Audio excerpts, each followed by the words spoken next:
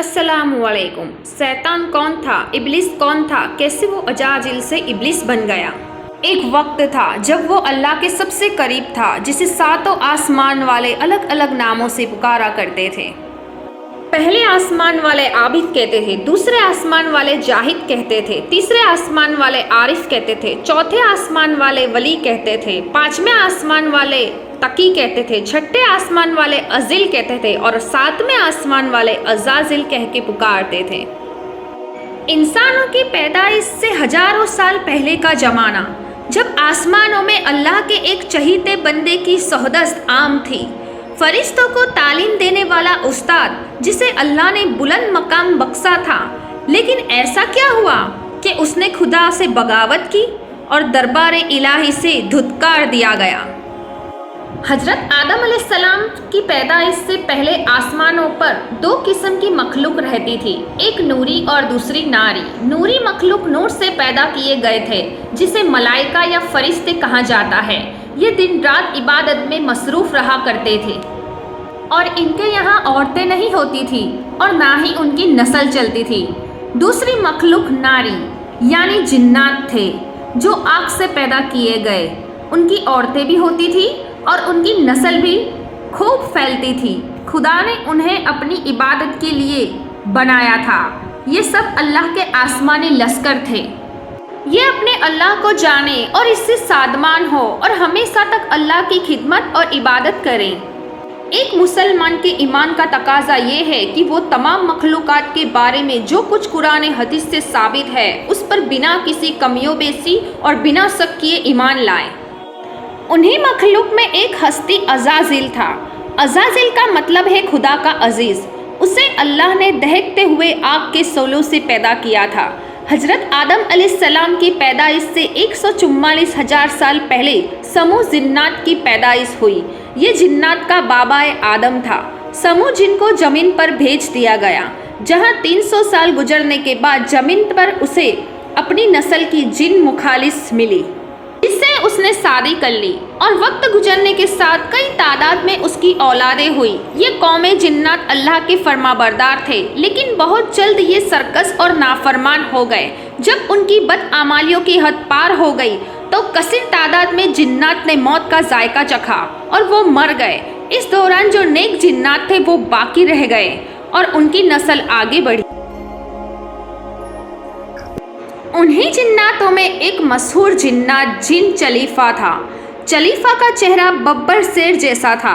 चलीफा बहुत बहादुर जिन था। उसकी बीवी का नाम तबलीफ था।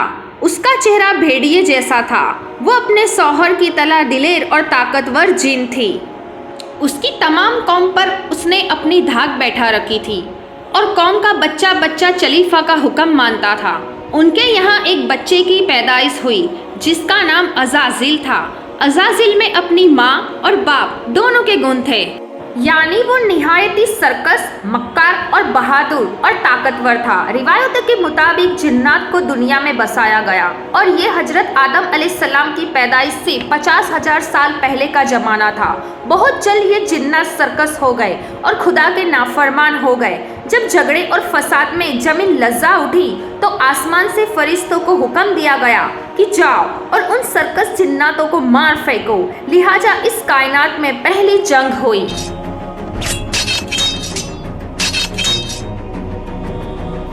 जिसमें अजाजिल के माँ बाप यानी चलीफा और तबलीफ ने बड़ी बहादुरी से जंग की, लेकिन फरिश्ते उन पे गालिब आ गए। फरिश्तों का वार उन जिन्नातों पर इस तरह पड़ता कि वो अस खाकर गिर पड़ते।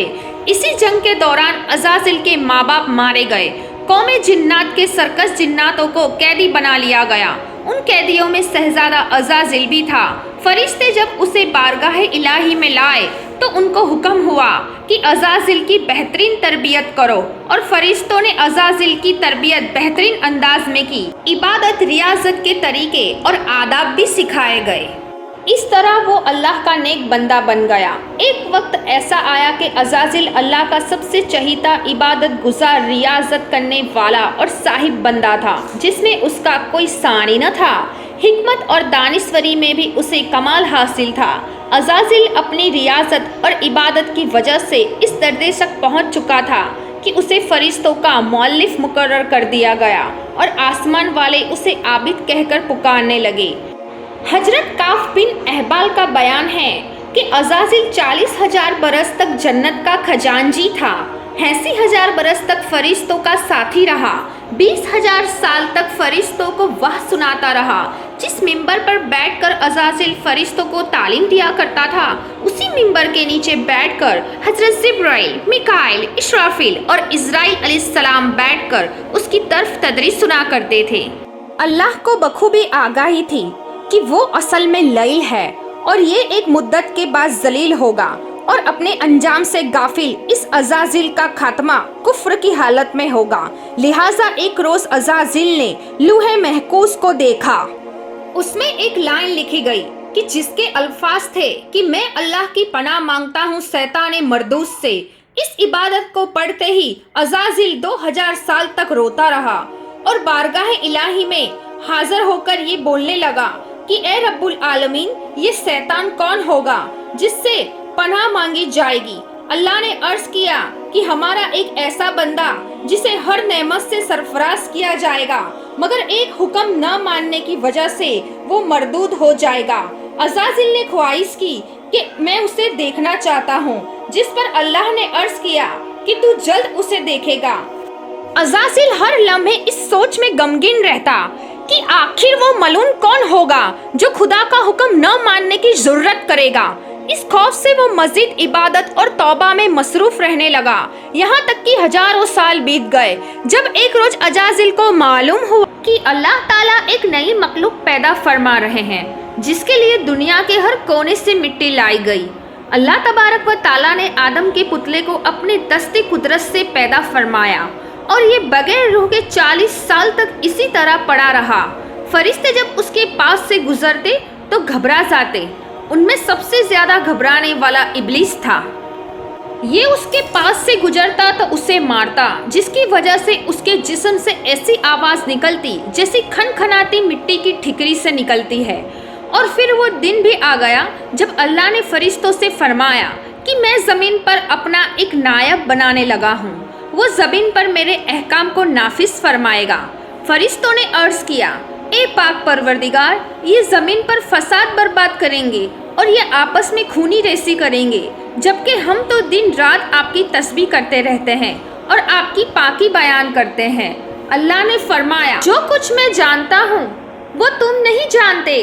फिर अल्लाह ने हजरत आदम को तमाम चीज़ों के नाम सिखा दिए और उन्हें फरिश्तों के सामने पेश करते हुए फरमाया, अगर तुम सच्चे हो तो मुझे उनके नाम बताओ। उन्होंने कहा, तू पाक है, हम तो इतना ही जानते हैं जितना तूने हमें बताया है, बेशक तू बड़े इल्म हिकमत वाला है।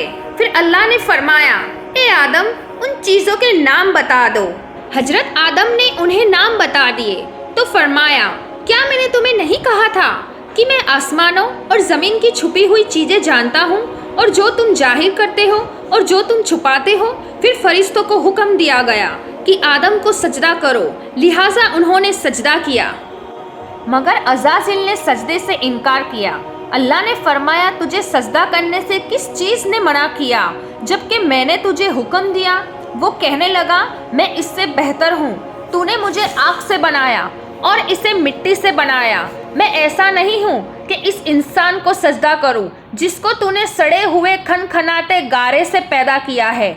अल्लाह ने फरमाया, अब तू यहाँ से निकल जा, क्योंकि तू मरदूद हो चुका है और कयामत तक तुझ पर मेरी फटकार है।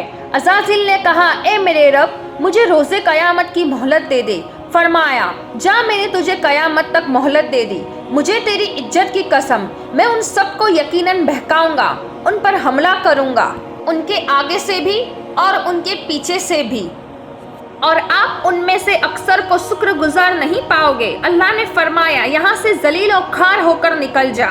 उनमें से जो शख्स तेरा कहना मानेगा मैं उन सबको जहन्नम से भर दूंगा। और यूं बारगाह खुदावंदी से धुतकारे जाने के बाद अज़ाज़िल इब्लीस बन गया। अपने गुरूर और तकब्बुर के बिना पर उसकी हजारों साल की इबादत जाया हो गई और उसे अर्श से फर्श पर पटक दिया गया। इस्लाम के अलावा दूसरे मजहबी किताबों और अकीदों में भी इब्लीस या अज़ाज़िल का जिक्र मिलता है। यूनानी किताबों में इसे एपोलियन اور کتاب مقدس میں لوسیفر پر سیٹن کہا گیا ہے۔ روایتوں کے مطابق ابلیس کی موت کا وقت اسرافیل کے پہلے اور دوسرے سور پھونکنے کے درمیان کا وقت ہے۔